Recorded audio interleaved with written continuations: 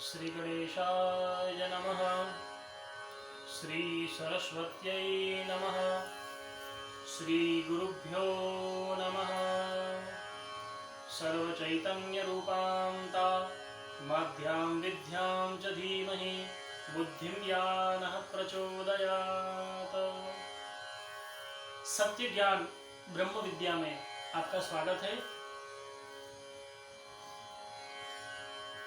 आज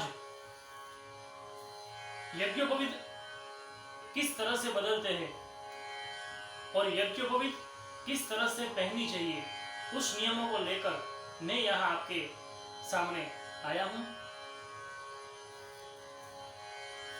सबसे पहले यज्ञोपवीत संस्कार हो जाने के बाद यज्ञोपवीत को अति पवित्र रखना आवश्यक है। यज्ञोपवीत पवित्र रहेगी तो देवता का वास आपके साथ रहेगा, देवताओं की शक्ति आपको प्राप्त होगी, आपके अंदर तेज आएगा।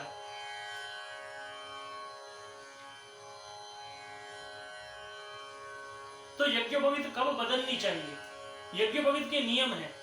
यज्ञोपवीत को अगर हमने धारण किया है और अपने लेफ्ट शोल्डर से यज्ञोपवीत नीचे आ गई किसी भी कारण सर, तो यज्ञोपवीत को बदलना चाहिए, वरना दोष लगता है। उसके बाद अपनी कमर के नीचे यज्ञोपवीत लंबी पहन रखी है तो वो भी दोष लगता है। कमर से नीचे यज्ञोपवीत नहीं पहननी चाहिए, कमर से ऊपर ही यज्ञोपवीत होनी चाहिए। यज्ञोपवीत धारण की है तो रोज गायत्री मां का जप करना परम आवश्यक है। कम से कम एक माला गायत्री की सुबह जप करना ही चाहिए। अगर एक माला ना कर सके तो 28 बार सुबह, दोपहर और शाम को अवश्य जप करना चाहिए गायत्री मां का।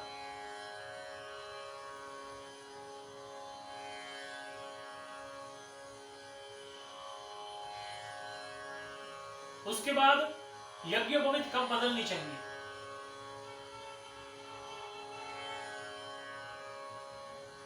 चिति काष्ठ, चिति धूम, चंडाल रजस्वला सरस्वती का स्पर्शे। चिता के काष्ठ को आपने छू लिया तो यज्ञोपवीत बदलना पड़ेगा। आप रास्ते में जा रहे हैं और श्मशान का धुआं अगर आपको लग गया तो आपको यज्ञोपवीत बदलनी पड़ेगी। श्मशान के अंदर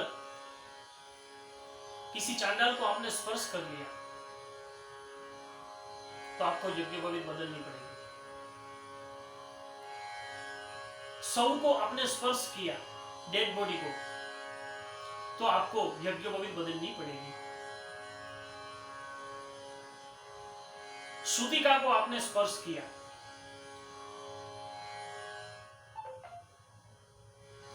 तो आपको यज्ञोपवीत बदलनी पड़ेगी। सूतक दो प्रकार के होते हैं, एक वृद्धि सूतक होता है और एक मृत सूतक होता है। दोनों सूतक के अंत में आपको यज्ञोपवीत बदलनी पड़ेगी।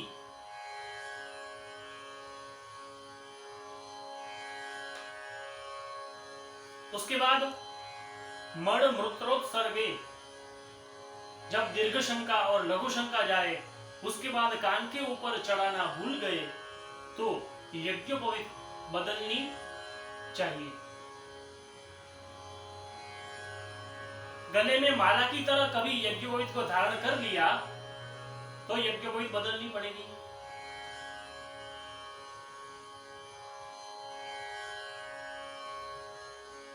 मास चतुष्टयांते, 4 मास पूर्ण होने के बाद यज्ञोपवीत बदलनी पड़ेगी। अगर आपने अच्छी तरह से नियमों का पालन करके 4 मास तक आप रहे तो 4 मास के बाद यज्ञोपवीत बदलनी पड़ेगी। ये नियम ब्रह्म नित्य कर्म समुच्चय में बताए गए हैं। तो इस नियमों का पालन करके आप अपने धर्म का पालन कीजिए।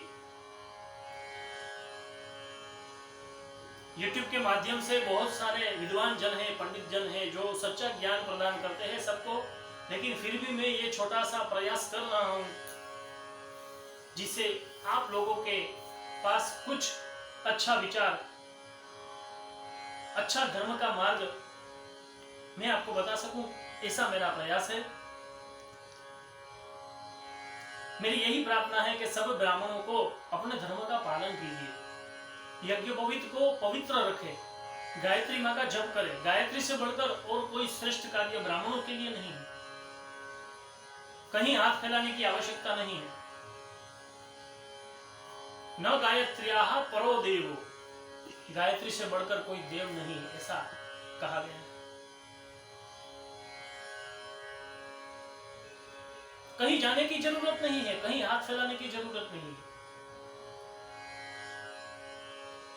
यज्ञोपवीत को पवित्र रखें, अपने देह को पवित्र रखें, अपनी आत्मा को पवित्र रखें, अपने मन को पवित्र रखें। और जिसका मन पवित्र हो, जिसका देह पवित्र हो, जिसकी आत्मा पवित्र हो, वो ब्राह्मण सब कुछ कर सकता है।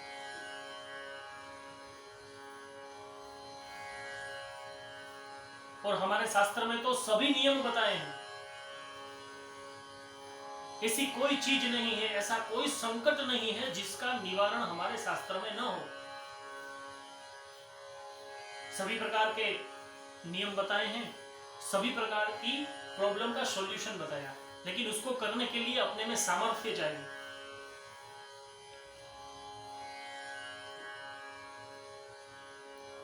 ब्राह्मण को तिलक करना चाहिए, रोज शिखा रखनी चाहिए। क्यों रखनी चाहिए शिखा? शिखा न रखने से क्या होता है? शास्त्र में बताया है कि स्नाने दाने जपे होमे संध्यायाम देवतार्चने, विना जप्यात् शिखा बंधवा सर्व कर्म विनश्यति। जब स्नान करते हो तब शिखा बांध के करना चाहिए। स्नाने दाने, जब दान करते हैं तो शिखा बंधन होनी चाहिए, तभी दान करेंगे तो उनका फल मिलेगा। स्नाने दाने जपे होमे, जब जप करते हैं तो चोटी बांध के करना चाहिए। स्नाने दाने जपे होमे, जब यज्ञ करते हैं तब शिखा बांधकर यज्ञ करना चाहिए। संध्यायाम देवतार्चने, जब संध्या करते हैं ब्राह्मण त्रिकाल संध्या, तब शिखा को बंधन करके करते हैं। देवतार्चने, जब देवताओं की पूजा करते हैं तब शिखा को बांधनी चाहिए। अगर नहीं बांधी है, शिखा है ही नहीं, तो ये सर्व कर्म विनश्यति, सभी कर्मों का नाश हो जाएगा, उनका कोई फल प्राप्त नहीं होगा। इसीलिए ये सब नियम है हमारे शास्त्र में, और इसीलिए शिखा रखनी चाहिए। दूसरा एक भी कारण मैं आपको बताता हूं, अगर आपने शिखा रखी है और वो बांध के रखी है, उसको बांधने के लिए भी मंत्र आता है।